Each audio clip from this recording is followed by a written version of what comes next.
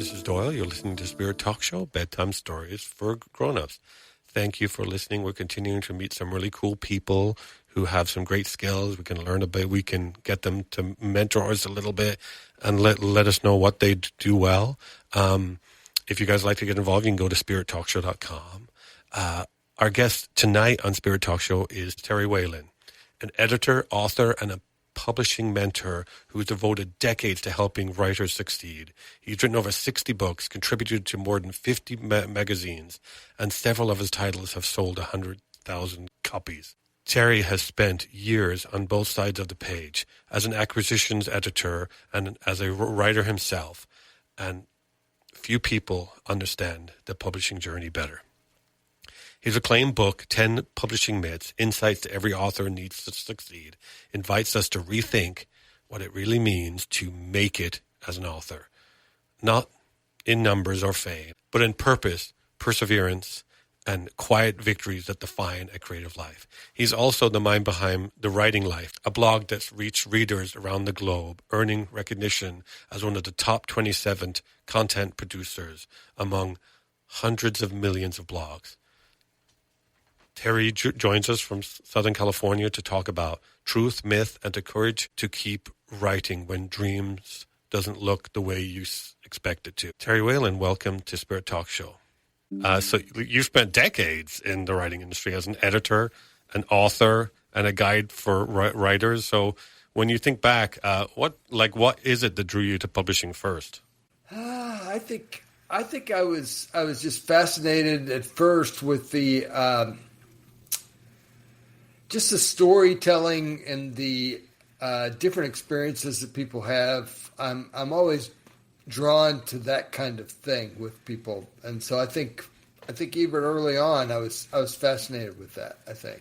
Okay, so we're talking about your acclaimed book, 10 Publishing Myths: Inside Every Author Needs to Succeed, and so I read it. I read it, and I even because you sent me a copy. Thank you so much, and I even quoted it. And we had an author, a publisher, on a few weeks ago. Her episode is actually live, I think, and I actually talked about like one of your myths in there in the show. And I credited you in the show. Of course, I didn't just say. Well, thank you. It was my original idea. I might even put a link to your book in the episode's description because I tend to do that if I talk about something. So. So tell us about this. What can you tell us about the book without like revealing like too much so people will buy it? So can you give us an insight to one or two of the myths? Yeah, I wrote this book because I talk to authors all the time, Doyle, and I find that many of them don't have very realistic expectations as far as what's going to happen with their book. Yeah, and I also wrote it because. From being in publishing a long time, I realize there's so much of the process that's really outside of our control as an author. Mm-hmm. So throughout the book, I really tried to emphasize in the practical application sections at the end of each chapter, I really tried to emphasize things that every author could do, no matter how they publish, whether they self-publish or publish with a traditional house or publish with a hybrid type of publisher. So I should tell you that I'm here with my producer. I do have Howie here with me. So just it's not just me and you. So he might, if you hear like another voice like asking quick questions, that's probably Howie might ask a question. A quick question here. You want to say hi, Howie? Hey, how you doing, Terry? Good, Howie. So what do you think is what would you say is the biggest like myth that's someone who's coming to publishing? I'm writing this book. I'm writing the great American novel. It's going to be the next, like, Harry Potter. I'm going to become this multi-billionaire. And is that what people could come in thinking, or what is it that they come in, the biggest thing? Yeah, a lot of people come in no matter what kind of book they have, whether it's nonfiction or fiction or a children's book. They all think that their book is going to make a lot of money. So That's probably the number one myth right there that people have. Sure, your book may make a lot of money, but that shouldn't be your primary reason why you're doing a book. You write your book because you become an authority on the topic. books open up doors of opportunity for you to do things like we're doing here with the podcast, speak places, that kind of thing. So those are all really good reasons to write the book. Realistically, you've got to just practically look at that and see how that's going to work out for you. But to have the expectation that you're going to be like the next J.K. Rowling is not really very realistic. I mean, even J.K. Rowling, people don't even know that story, Doyle, about how that Harry Potter book came to being. I mean, she didn't know anything about publishing, and I read an article in The Guardian years ago about that whole experience that she had. I mean, she was somebody who didn't have any money. She was writing in a coffee shop, that kind of thing. And so she went to a local library to look up agents, and she looked up and she saw this agent named Christopher Little, and she said, "Oh, that sounds like a good children's agent. I'll send it to him." Well, Christopher Little didn't do children's books. He'd actually told his assistant, "There's no money in children's books. Just reject all of them." And so when the assistant got this, big thing in a big black binder, she was pretty intrigued with it. So she took it home and read it, and she told Christopher Little that maybe there was something here that he should try to sell. Christopher Little was actually the types of books he did were thrillers that he sold. So he looked at this book and did sell it to a British publisher for like $1,000 advance. That publisher sold it to Scholastic for like $1 million advance. Yeah. And Christopher Little has spent years now in children's books as a result. And I'm sure he made a pretty penny from that. If he had a stake in the Harry Potter books, I think they've sold like almost like 1 billion copies or something like that. Maybe a few billion. And I think Harry has a question. Yeah, Terry. So, like, of all the myths, which one do you see the holding most writers back? Of the myths that you explore, which one do you see holding the most writers back? Well, I think all these are all common myths that I hear all the time, like that my publisher will market and sell my book, for example. That's a common myth. I mean, sure, your publisher is invested in your book. They're going to market their book. They're going to sell it, but that doesn't mean that their focus isn't really divided.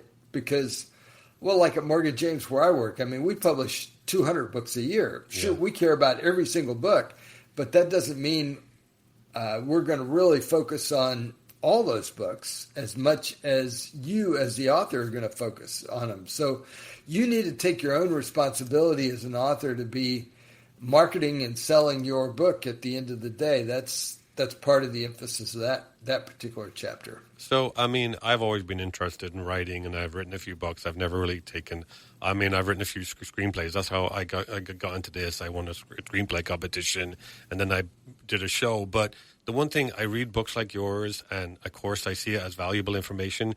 It's hard not to feel a little bit discouraged because it feels like we're just being told, like, oh, you better come in, your book's not going to sell, nobody's going to market it. And so so you often talk about this. So what can you say to new writers without like them staying hopeful, without them being naive? Like, what can you say?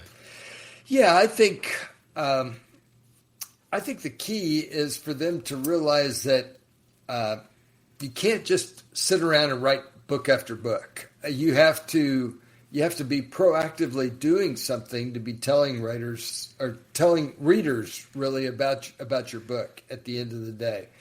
I mean, even the Chicken Soup for the Soul authors, people forget this. They were rejected over 160 times. And I mean, that's a lot of rejection that they took. And part of the way that Mark Victor Hansen and Jack Canfield handled that is they looked at each other each time they got a rejection back, and they said the word next, which is a hopeful word. I mean, It's like, this one didn't work. Where's the next one? And so they just kept moving forward until they finally found somebody that was going to publish that first Chicken Soup for the Soul book. It sounds like the dating model. Yeah, sorry. Yeah, almost. They found a little publisher in Florida finally, HCI Communication, that would publish that first book. And they told their publisher they were going to sell 1 million copies during the first year. Well, their publisher laughed at them. They thought that was a ridiculous idea. They never sold 1 million copies of anything at that point. But it took them 1.5 years. And what they talk about is they practiced every day what they call the rule of 5. They got up every day and they did 5 things to be telling people about their book. They did a podcast, a radio show, a live event, a book signing, a magazine article, a newspaper. I mean, there are dozens of things you can do. But they did that. The fact that they did that over and over and over is really what gives you the hope and the impetus to get out there and be telling people about your book at the end of the day. Well, so... But 5 things a day, like a podcast, an article, you're talking about 5 things a day. That sounds like a full-time job, doing a podcast and writing an article and what else you would do. It is. It's a real commitment. But on the other hand, if it's just for a short-term period, and if it takes off, then it would be worth it to do that kind of thing. If it sells like 10 million copies, that's probably worth it then. So yes. So, did you want to ask a question, Howie? Did you have another one? Yeah. So, I think you've seen publishing shift dramatically from traditional to hybrid to indie. What gives you optimism about the future of storytelling in this new landscape? Yeah, what gives me optimism is that there's huge opportunity out there for us as writers. I mean, I fully believe we live in one of the greatest times in human history. I mean, where we can reach people all over the world with our little phone, type thing. I mean, it's an amazing time, but we have to really keep on doing that kind of stuff over and over. And so, yeah, things have shifted through the years. Traditional publishing is still out there. They're still publishing books. Mm-hmm. But it's very hard to get a traditional deal these days. You got to have an agent, and that agent has to shop the book all over the place. Yeah. Their 2027, 2028 schedule is filling up. It's hard to get it out there, but you wouldn't still get it. Possible. So you wouldn't even get it in front of someone until 2027, 2028. Is that what you're saying? Not right now. Their 2026 is full. On the traditional side, wow. and they're looking for people that have big numbers in their pitch, that big people they can reach through their email list or through their own audience or anything like that. So how do you feel about, and in a few minutes we are going to read some stories we wrote about you and about your career and your life. But I was going to ask you, these stories were written by us and researched by us, but they were also written by AI. How do you feel about AI in writing and publishing? I think AI is pretty obvious that it comes from AI in a lot of ways, and it's pretty stiff and stilted. Needs a lot of massaging, from my experience, for it to really, really look like it's something that came from you at the end of the day. I think it's useful. It's useful in research. It's useful on maybe filling out a form or something like that. But when it comes to the writing part, I'm a little skeptical. I'm still the old school, gonna pound it out type thing. Well, let's see, because we usually do a tribute story here, and we have written a tribute story and a poem, and I'm going to give you the option. Would you like to read it, or would you like us to read it to you? And I can share this. I think why don't you read it to me? That'll be fine. So I have the velvet voice of how we do this this story, and then maybe you can do the poem, or I can do the poem. But we're not going to do them one after each other. We're probably going to talk some more about them after we read the story. Okay, are you ready? All right. I am going to share the screen with you here so you can see what he's reading. That's it. There it is. Okay. All right. The manuscript and the mirror. Once upon a time, there was a writer who carried a manuscript everywhere he went. It wasn't finished. It never was. Because every time he thought it was done, the world changed, and so did he. He brought it to agents, to editors, to anyone who'd look his way. Some praised it, others shrugged, and a few never looked at it at all. Still, the writer kept revising, not out of desperation, but devotion. One day he met a teacher who said, Publishing isn't a finish line, it's a mirror. What you see in it depends on how willing you are to look at yourself. That teacher's name might as well have been Terry Whalin, because for every author who's ever stared at the reflection of their own doubt, Terry has been there, holding the mirror steady, reminding them that success isn't how many people read your words, but how much truth your words carry. In his quiet way, Terry has shown thousands of writers that their stories are always worth telling, not because of the numbers they might sell, but because of the courage it takes to write them in the first place. Well, that was a really short story. So that was a story for you. What did you think? Was it obviously written by AI? I don't know. I thought it was pretty interesting. Yeah, I liked it. Yeah. So, okay. Let me see if we have some other. Oh, sorry, we have some other quick questions here. Let's talk about that. Okay, so so as someone who's achieved, like you've obviously been in the publishing, like the unpredictable publishing industry for many years. So how do you measure your personal success? Like what kept you going? What kept you successful? And how did you do it?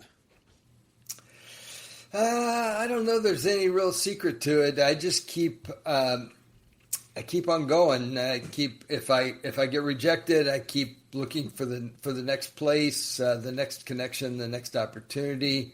I did have a period in my life where I was, it was a real wake up call for me, and I'd like to tell you that story. I was in 2007. Mark Victor Hansen, that co-author on Chicken Soup for the Soul, invited me to his big event out in Los Angeles called Mega Book Marketing University. And I was a literary agent back then, and so I went. I lived in North Scottsdale, Arizona, traveled out there to this big event, and I took pitches from people throughout the event. But at that point in my life, Doyle, I'd written about 50 books for traditional publishers. So they were paying advances. They were making pretty books. They were getting them in the bookstore. But when you write books for traditional publishers, usually maybe once a year, maybe quarterly, they will send you a royalty statement to tell you how your books are doing financially. Yeah. All of my books back then were in the minus category. They weren't making any money. And so I knew I must be doing something wrong, but I didn't really know what I was doing wrong. So when I was there at Mega Book Marketing University, I sat there with all 400 people, listened to all the different speakers. And about halfway through that event, it's almost like I'd been asleep and I woke up because one of the speakers there was Jack Canfield, the other co-author on Chicken Soup for the Soul. Mm-hmm. And Jack has this book that I have on my shelf here called The Success Principles, where he's really studied success. The very first success principle says that I will take 100% responsibility for my own success. Now, none of us want to take 100% responsibility. We want somebody else to do it. We want some editor, or publisher, or marketer, please, somebody other than us. Mm-hmm. But during that event, I realized how little I was doing. Sure, I had a terrywhalin.com website, but I was doing little else to be telling people about my book. So back then, I decided that I was going to take 100% responsibility for my own success. Mm-hmm. So I started blogging, for example.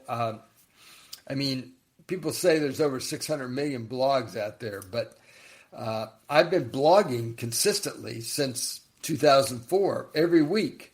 And I have over 1,800 entries that are in my blog. And about a year ago, I found this article that said there were listed the top 27 content producers, and I was one of those 27 people. Oh. And it's basically, I don't do anything magical here. I just consistently write and blog all the time. And I have about 400 people that get it on their email, but lots of people read my blog, and that's just one thing that any of your listeners can do to consistently reach their audience out there. So you got to give your blog address right now because we're talking about it.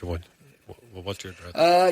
The writinglife.ws is the way to get to my blog. So yeah. So wait, the Writing Life is the name of your blog, or that's the place? That's the name of my blog. Then I couldn't get .com, so I got WS for website.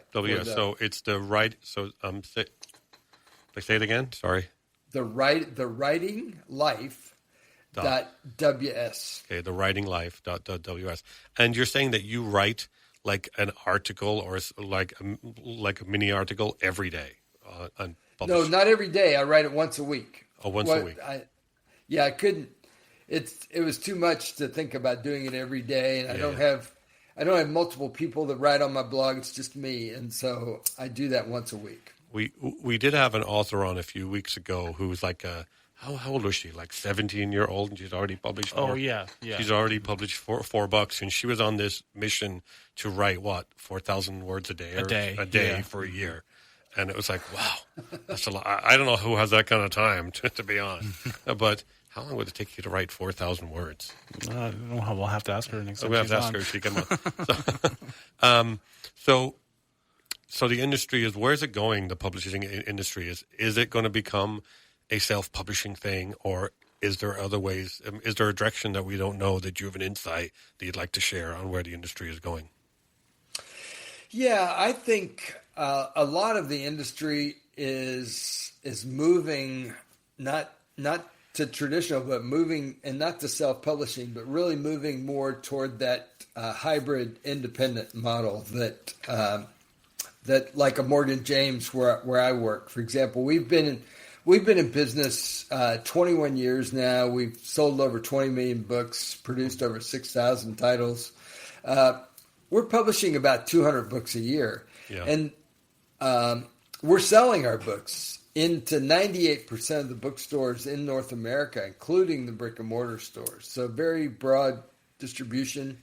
And we're still helping authors on the marketing front that published with us in 2005. So we're very different in the way we work with authors and all that. And I think that type of model has some longevity and really is going to help people and get their book out there far better than they ever will with self-publishing or traditional publishing.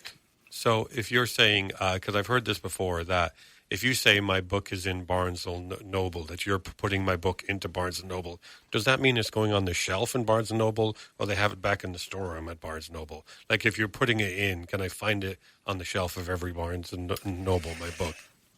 Well, there is a way that you can get your book into every Barnes & Nobles. We learned this during the pandemic from our national distributor at Barnes & Nobles, is that there's a period where they're selling your book into the stores. They call it the pre-sale period before it officially launches. If you can drive 300 people to pre-order your book at barnesandnobles.com, that is the trigger where the national sales rep notices, and then he orders copies of your book for the inside of over 700 Barnes and Nobles. So that's a way to get your book into those stores. On the shelf. Yeah. And we're right on the shelf. And so we're doing all those kinds of things to help our authors really understand that they can't just sit back and try to get somebody else to do it. They have to be proactively working to try to get their book out there. Yeah, I guess you're taking 100% responsibility for your success. I'm learning. That's right. I'm learning that with this podcast because I'll admit social media is not my thing. I'm not good at it because I really don't understand why anybody would care that I'm in Ibiza on a vacation and I'm eating this cookie, right? I don't really understand why people really would care. But I mean, my family might care, but I don't understand where people. But so I need help with that. But I know I need to take responsibility for it. So I understand. So do you want to? We're going to read your poem. Would you like to read it, or would you like for us to read it? The poem that's written about you. I hate to say it, I'm not much on poetry, Doyle, but okay. So why don't you guys read the poem to me? Okay, I will. Okay, well then you get to hear my beautiful Irish voice reading the poem. Here we go. Okay, this is called Ink and Breath.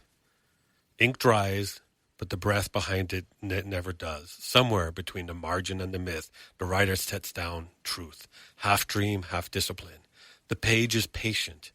It forgives your revisions, waits for your courage, and whispers, try again. Books may fade, market shift, and readers move on. I put the word "and" in there, I'm sorry. But a sentence born of honesty outlives the trend that named it. Terry walks this road of paper and persistence, teaching others to keep their pens moving, even when the lights dim. Because in the end, what we publish isn't just a book. It's our belief, words, like breath, were meant to continue. So that's a poem written about you and your work. So you said you're not much into poems. So what do you think of that? I think it's okay. I've never been much of a poet. I hate to say it. So just I don't really write or understand poetry, so that's just not my genre. So I'll admit that I don't know if I really understand it either. And you can usually tell when someone doesn't understand a poem. They say things like, "Well, it doesn't rhyme." No, it's not about rhyming. It's about rhythm. And I think you're into music, Howie. What is it about? What people? Because Howie is a musician. That's what he does in his life. He owns a quartet, Fortissimo Gold, Fortissimo. String quartet. That's his quartet. I'm doing an ad for him right now. So, what is that about music? Is that why? Is that why people like poems? Well, there's rhythm to music, so the poems and music certainly go together. But I think it has to do with the right brain. Okay, maybe we're right brain. Is it? Wait, is the right brain the brain that, or is it the left brain? I'm not sure. A right brain person would know, I bet. The person of the right side brain. I know there's a right brain and left brain thing. I'm not sure I fully understand what the right brain is great at. I think it's math and logic, and the left brain is creativity. But we've kind of gone off.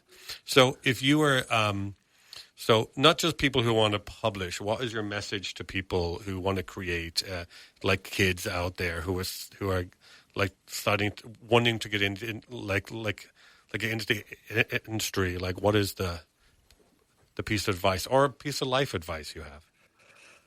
Well, one of the best things that every writer can do is get to a writers' conference. Is one of the best ways to do it. And there's lots of these. They're all over the country in different places. That's where you can really get some detailed help on your writing. You can also meet some people that can publish your work. Come with some little business cards that have your contact information on it. Swap those. Come back and follow up with those people. All those kinds of things are really great ways to get out there and get out there in the market. I mean, you talked about social media, Doyle. I mean, I resisted that too for a long time, but now. I used to ignore these LinkedIn invitations, all that kind of thing. But now I have, I think I looked the other day, I think I have 19,600 connections on LinkedIn. And that's really where I tend to go when I haven't reached out to somebody in a long time. I'll go to their LinkedIn spot and see their contact information and make sure I have the latest thing there. So, because People move, Yeah. and LinkedIn is one of those places where they usually take their LinkedIn account with them when they move. So now I'm feeling like this is my ignorance for social media. So the purpose of LinkedIn is professional contacts and connection. Is that it? It's really more professional than like X or Facebook or Instagram, things like that. So, so maybe we need a LinkedIn page for the website, or at least put me up there, because that's something I'm failing on. I get it. I accept that. So, hey, I have this thing that AI wrote, and it's a conversation. And if you want to read it with me, we can do that. It has a part for you and me, and it's about it. I used your blog, right, and I scraped your blog to see what I could find about the articles there and stuff, and it wrote something. And I mean, if you don't want to read it, we can still talk about like questions and stuff. Do you want to have a look at it? It has a Terry part and a Doyle part. Did you know you were coming on the show to do reading? Did you know it? No, I didn't know that, but that's okay. Let me scrunch a little closer to my screen. Okay, here we go. Well, that's basically the premise of the show is talk to people about that cool stuff, but then also like do some reading together. That's the shtick of the show. Okay, so here we go. Game.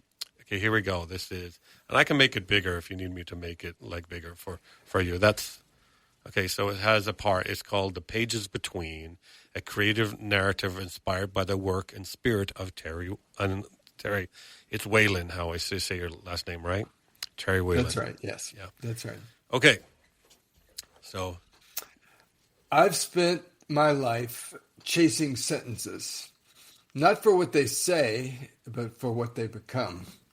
A single paragraph written at the right moment can start a landslide of change. That's what keeps me at the desk. Not deadlines, not contracts, just the possibility that somewhere someone will read a line that I've written and finally exhale. And okay, so I'm pausing for a second because I'm feeling like the AI created this like as an interview, and I'm concerned it's putting words in your mouth. So it's telling you what to say and it's telling you what you think. But we can continue a little bit and see. Let's see. I'm going to edit. I'll probably like edit out this part. I said this, or maybe not. Maybe not. Warts and all. The stick of the show is that it's warts and all, and people are liking it because we leave all the mistakes in and all this extra discussion. But okay, so my part says, you've said before that your books are living things. And once they leave your hands, they grow in secret places you'll never see. It's true. You send a book into the world like a message in a bottle, and you never know where it'll wash up. Sometimes you get a note back, a letter from a reader, a thank you at a conference, and it reminds you that the work is alive. But most of the time, you don't hear anything. You just trust that the current carried it somewhere it needed to go. So you said the word like wash. That's very like Mideast or what's Middle America? Is that like Oklahoma or something? Yeah, I grew up in Kentucky, so sometimes Okay. I have a few of those words that are still there. And you're in SoCal right now. That's where you're located. Yeah, I live in Southern California. And I used to live down there. I used to live in Huntington Beach. But it's beautiful, nice and warm. Yeah. Okay, sorry. I'm sorry. We're really the rhythm here. What has led you to create the writing life, to send out a steady stream of bottles into the sea? Yes, though at the time I didn't think of it that way. I've just wanted to leave a trail, something that might help another writer avoid the mistakes that I've made. I remember the early years, thin paychecks, thicker rejection letters, the slow grind of learning. I thought, if I ever figure this out, I'm going to write it down for someone else. So I'm going to ask you now, because we can continue reading this. I'm concerned that it's putting words in your mouth. Are you okay? Are you okay? Continuing to read. Yeah. It is kind of putting words in my mouth because I I wrote these entries on the writing life just to sort of share my editorial experience and the things that I do, and really to spur other people to be doing something. So yeah, it's kind of like a message in a bottle, but I'd never thought of it like that, I guess. Yeah. Well, okay. So I'm not loving this because I'm feeling like we're giving you things to say, and I really want to hear what Terry has to say, not what AI thinks Terry should say. So I think we should talk about something else. So I'd asked you, and I don't know if you're willing in the email. I don't know if you saw that part. It was anything you wanted to read, an excerpt from your book. If there's anything you'd like to or share specifically. Yeah. I did come up with a little passage to read to you here, and it's kind of, I chose this one because it's almost an unexpected myth that people think of. Right. Myth 5 is I can't call myself a writer unless I publish a book. And it's in that chapter. I found a little space here, a couple of paragraphs. Publishing in magazines is an underused route for authors to reach readers. As a former magazine editor, I understand the power of reaching the audience. If you want to publish books, I want to encourage you to take a different course of action. As an editor, I read many other publications. I look for writers who could also write for me. If I write an article, it reaches many more people than my books. On the average, a book may sell 5,000 copies. Certainly, some books turn into bestsellers with more than 50,000, but with more than 50,000 new books a year, many books are fortunate to sell 5,000 copies. With one article, I've reached millions of people. For a period, I was associate editor of a publication which reached 1.8 million people each month. The greatest feedback that I've received has been from my magazine writing. I've written for more than 50 magazines over the last 30 years. When you write for periodicals, it builds your reputation as a writer with the editor. Also, through magazine writing, you increase your confidence to write for publication and your ability to meet target length and deadlines. There are many benefits when you write for magazines. Okay. So people are thinking you have to have a big, like Harry Potter book, like published, but magazine is also publishing, right? And so that's cool. And you've been writing for magazines for decades, you said, right? So right, like the greatest category in almost every magazine, they'll take what they call personal experience stories, and all of us have strange personal experiences in our life. So if you write those stories, a beginning, a middle, and end, a good title, write it to a single point for the reader, so that it takes away. You can publish those and reach. It's very easy to reach 100,000, 200,000 people with a magazine article, as opposed to the amount of people you reach with your book at the end of the day. So what you're telling me, and I'm being a little bit silly, is you have these wonderful little interesting stories you wrote in these magazines, and you came on a storytelling podcast, and you didn't think, oh, maybe I should read some of those. So where are these to Terry? Come on. No, I'm teasing. So let's talk about your, I'll go back to your book, The 10 Publishing Myths, Insights Every Author Needs to Succeed. And I saw that you added an 11th myth. So why was that important to you to add that?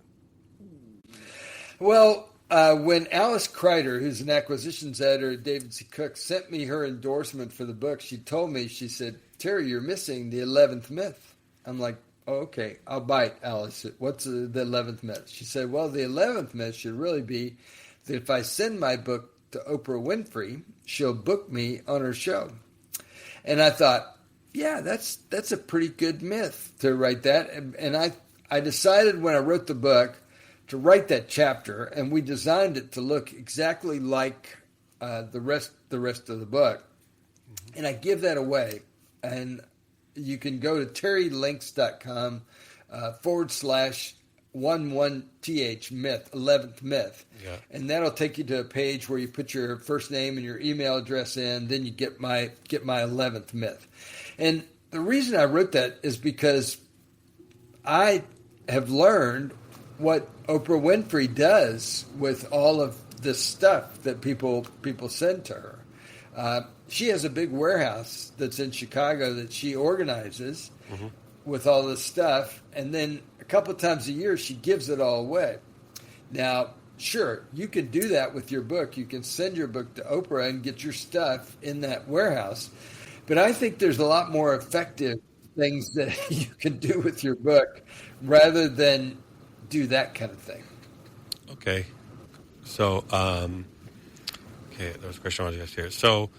So to Terry's, like, we're getting pretty close to, we've been talking for almost 50 minutes. So finally, Terry, when the noises fade and it's just you and the page, what keeps you writing? Well, what really keeps me writing, Doyle, is because I know that books change people's lives. And I know that firsthand because when I was a sophomore in college, I read a book that changed the direction of my life back then. And so that's what keeps me going every day, is that books can change people's lives. And yes, you don't know, you don't remember what that book was called, the one you read that changed your life? I do remember what that was called. That was a little book. I was sitting at the Indiana Daily Student newspaper, and I couldn't get my fingers on the right keys, and I kept muttering to myself, Jesus Christ, Jesus Christ. This little blonde-haired girl that was sitting next to me turned to me and she said, "Oh, Terry, don't say that about Jesus, because one of these days when you really need him, you'll call out for him and he won't be there." And I thought, what's this? I'm a Christian. I go to church when I'm at home. I read the Bible in church when I'm at home. I knew nothing really about Jesus back then, Doyle. She encouraged me to go to this little bookstore a couple blocks off the Indiana campus. They had pretty cards and posters. Maybe I'd find a book that interested me. So I wandered down there a couple days later. I bought this book called Jesus the Revolutionary. I thought, how in the world could Jesus be a revolutionary? It showed me a different side of Jesus than I'd ever seen before. About that time, somebody invited me to this Jesus People gathering in downtown Bloomington. People were sitting on these little scraps of carpets with little candles lit. Those people in that room had something that I didn't have. And so I got a Bible. I changed the direction of my life. I thought I was going to be like a newspaper reporter at the Indianapolis Star, the Chicago Tribune. Instead, I joined a group called Wycliffe Bible Translators. I spent 17 years with them. Worked in Guatemala, Central America, among the Southwest Cachiquel people. So then I wandered back to my writing, and that's kind of where I've been ever since. So cool. Well, what's funny, you work for Wycliffe. I know Wycliffe, and my in-laws' parents used to work for them too. And I remember when they used to do I knew some people in Huntington Beach who worked with Wycliffe. And so I know that, I know the company. I bet not a lot of people have heard of Wycliffe like Bible translators before. Yeah, I have a New Testament that's on my shelf, Doyle, that wouldn't have existed if I hadn't made those kind of choices. And I used to work in that office in Huntington Beach. As a matter of fact, I worked there for about 8 years. So, yeah. Wow, it's funny. Well, when you go off there in a little bit, I'll ask you if you.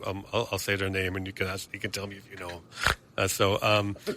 Because I don't necessarily want to dox them out here on the show. Sure. Okay. Well, gosh. Well, thank you so much. Let's talk about where people can find your book, where can buy it, and it's out right now. It's released right now, right?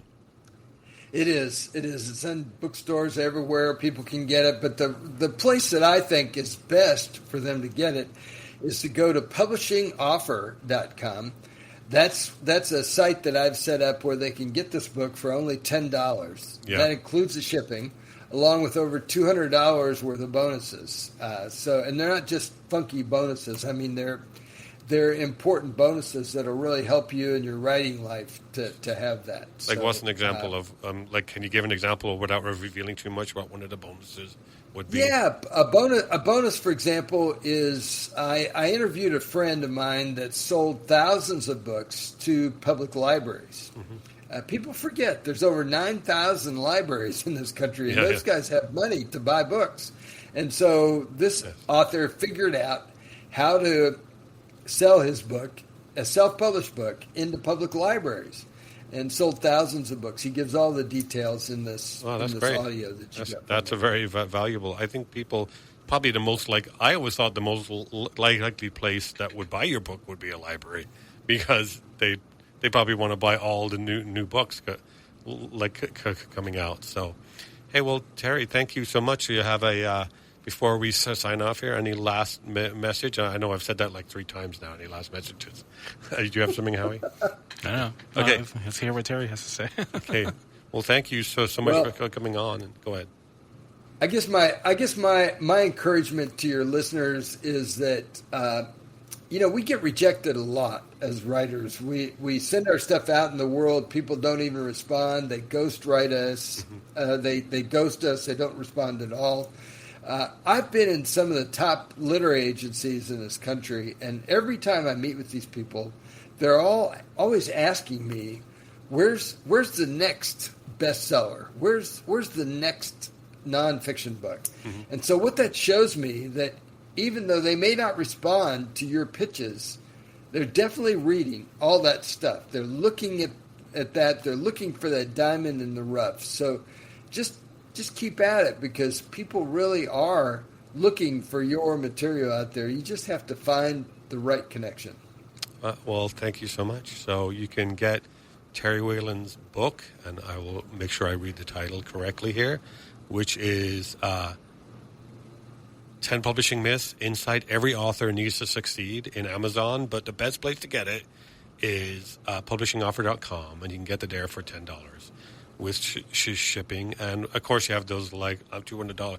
And they actually, when you hear people say $200 the bonuses, you're thinking, yeah, they're going to give me 10% if I buy the second book. But it sounds like your bonuses are very valuable, because if it's getting the information from the library. If that's an example of one of them, the guy who sells to libraries, that sounds like really so I think thank you for encouraging the new writers out there, and people need to write. And have you heard of I don't know if a long time ago, there's something like your stuff isn't worth reading until you've written 10,000 words. Am I misquoting that quote?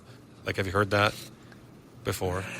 Yeah. There's something about 10,000 hours, I think, is what that's out of what's his name, Malcolm Gladwell. I think talked about that. You have to be in something 10,000 hours before you can really be a professional type thing in it, I think is what he was saying. Okay, cool. Well, thank you so much. Let me do my outro here. Thank you for listening. If you guys would like to get involved, go to spirittalkshow.com and say goodnight, Howie. Good night, Terry. Thanks for coming on tonight. It was a pleasure. Thanks to Terry. That's where you say goodnight, Terry. Good night. Thank you. Okay. Good night. Thanks for spending time with us. Now go make a story worth telling.